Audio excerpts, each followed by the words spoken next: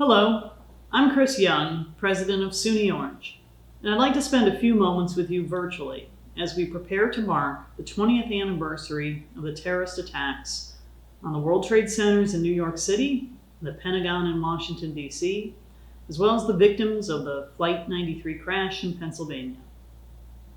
This year, following an interruption because of the pandemic, SUNY Orange will return to its tradition of gathering in person to remember the lives lost that day and in the years since. I hope you will join us. We'll observe a moment of silence, and you'll be invited to share experiences and stories as your own personal comfort level will allow. And we will gather strength from each other in a year where our emotions and memories on this particular anniversary might strike us in ways we'd likely not expect. Unfortunately, I have a long scheduled remembrance of a different personal loss that will require me to be out of state during our college observation, so I will not be able to be with you in person. Our college vice presidents will lead our customary gatherings at the Morrison Hall flagpole on the Middletown campus, as well as on the Larkin Plaza on the Newburgh campus. Both remembrances will begin at 11 a.m. on Friday, September 10th. I have long recognized that on that day, 20 years ago, from my location in Illinois, I experienced the attacks much like most of the world, through a television screen, watching horrendous events unfold in real time in news reports and eyewitness accounts. Unlike many in our college community, I did not have a tangible and perhaps devastatingly painful connection to those events. But in my 6 years as president, I've spoken to many of you who have been personally impacted by the attacks. I've come to more deeply understand and appreciate some, but not all, of the profound ways that your lives were forever altered.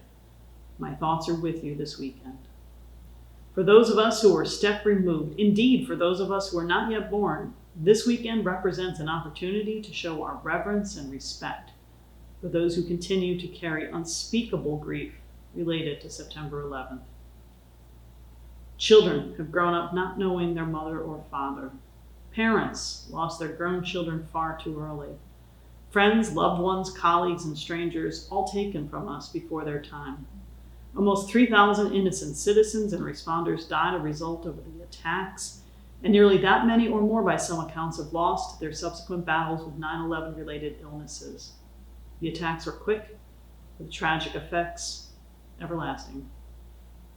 This weekend is about remembering the innocent lives lost. It is about recalling the valiant heroes who rushed toward danger to assist their fellow citizens in a time of great peril. And it's about honoring those who volunteered to do what they could in both big ways and small during the ensuing days, weeks, and months. But let us also acknowledge struggles for so many who remain real, that they endure them these years later. I hope you are able to join us in Middletown or Newburgh on Friday so that we may come together as a college community to appropriately honor this significant anniversary of the attacks of September 11th, 2001.